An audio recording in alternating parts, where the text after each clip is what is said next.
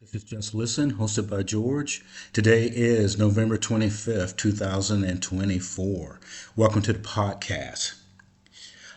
I would first of all like to ask you to start subscribing to the channel. Haven't said that before. From this past week, we had 83 views, and I am very excited about that. And I'm trying to head in the direction of more specific policy and getting people to subscribe. So thank you if you feel like that you can subscribe. Here's what I want to jump into right away. I want to talk today about the U.S. government federal policy on, and it's the continuing saga of looking at U.S. government agencies that I think will be eliminated or downsized.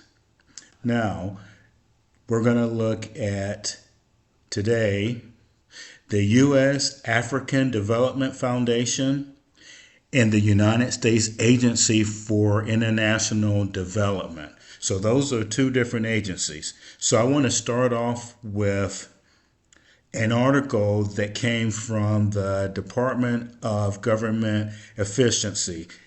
They won't actually have a real voice until after January 20th. But there was an article that I want to point out some of what they are saying, two things, and then apply them to why I think that these federal agencies are vulnerable. So from the article, it says we expect mass reductions in force in areas of the government that are bloated. We expect massive cuts among federal contractors and others who are overbilling the government. Second one area in particular in which he expects a significant reduction. We're talking about Wamasami because someone asked him the question throughout Washington is in the number of non-elected civilian employees of the federal government, known as civil servants.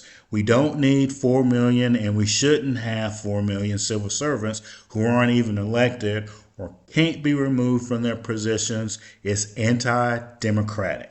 Okay, so those are two important statements that the incoming DOG people are talking about. Now let's look at the first one, which would be the U.S. African Development Foundation. And like I said previously, this is a federal government agency. So they came into being in 1980, and the point of their existence was to invest directly in African grassroots enterprises and social entrepreneurs. So they were supposed to partner with African governments, other U.S. government agencies, private corporations, and foundations to achieve transformative results. All right, so here's the juicy part. The African Development Foundation is funded through annual United States government appropriations for foreign operations. That's important. So those are taxpayer dollars.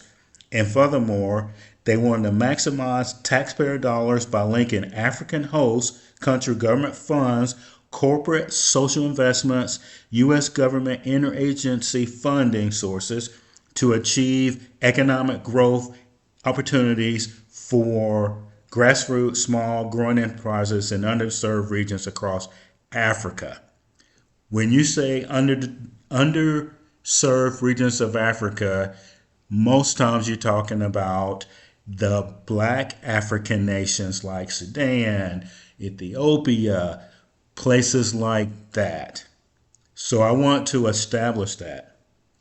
So, what is their budget?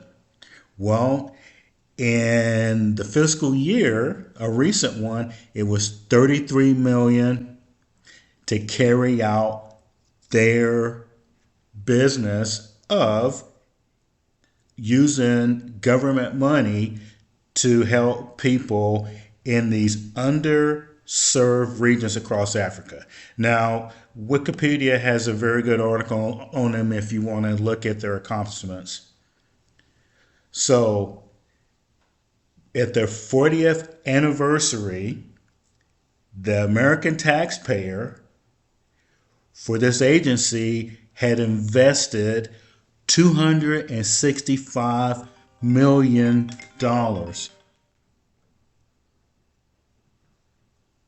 That is a lot of money. And like I say, if you want to see what they've done, go to Wikipedia and put in that agency and you'll see. Now, in 2014, something happened, and this is important. Congress formally changed the foundation's name in 2014 from the African Development Foundation to the United States African Development Foundation to reinforce that it's a federal agency and not a nonprofit, and to further differentiate from the African Development Fund and African Development Bank. So, this agency, with what I just said in my last statement here, is we don't only have this one, we've got African Development Fund and African Development Bank.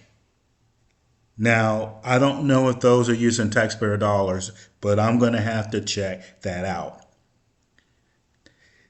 And it has a staff of 27 federal employees.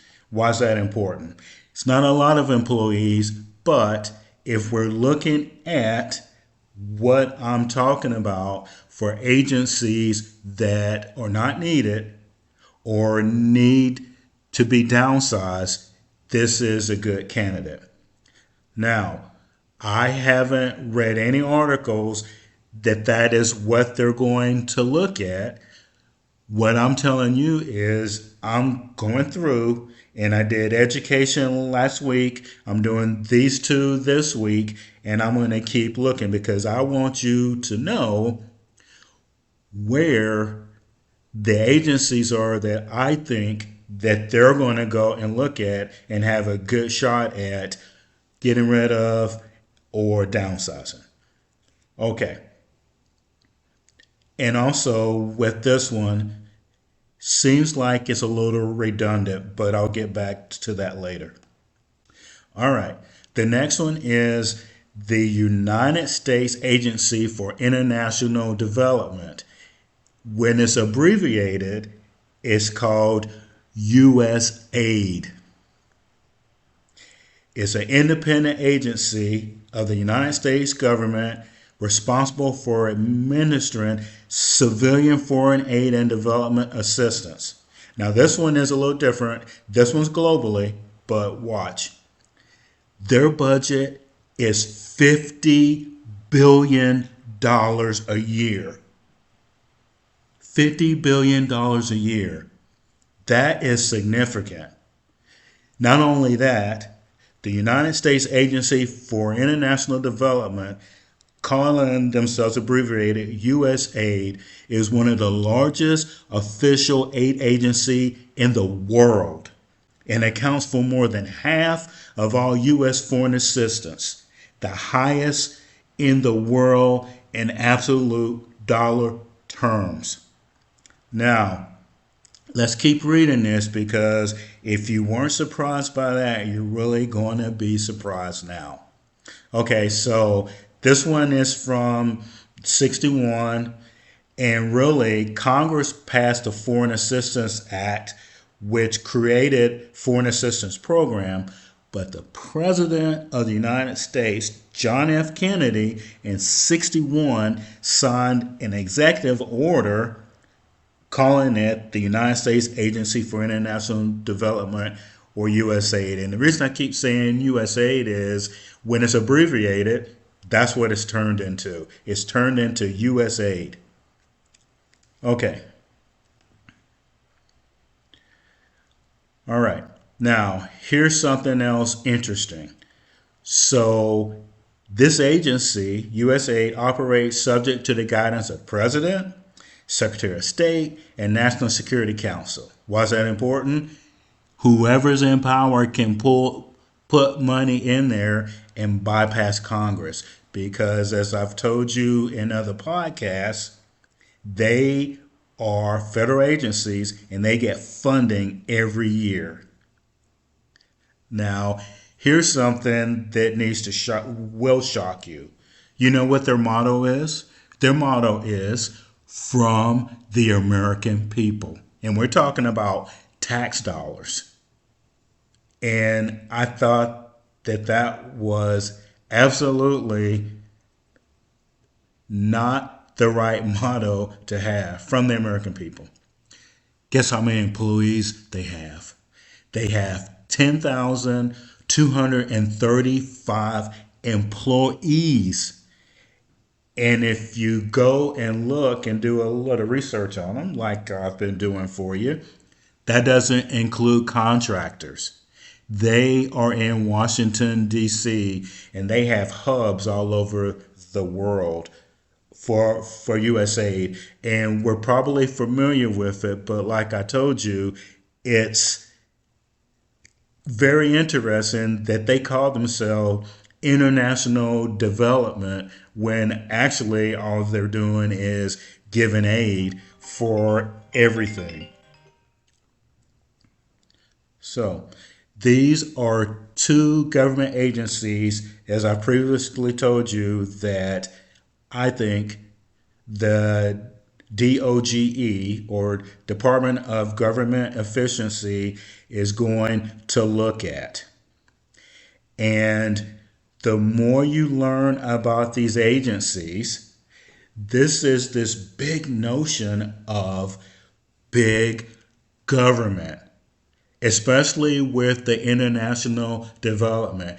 This is so big and their budget is so big, we don't know where the money is going to or to whom.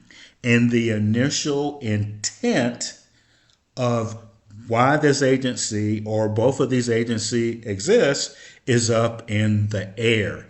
And the American people must get accountability from these agencies through audits, like I've previously talked about in other podcasts. Otherwise, we are putting money in a black hole and we can't even wrap our arms around it. What do you think about this? Are these two agencies that you think should be eliminated or downsized? And I want you to go and read about them. Don't just take it from me. And also hit that subscribe button. This is Just Listen, hosted by George. Let me know what you think.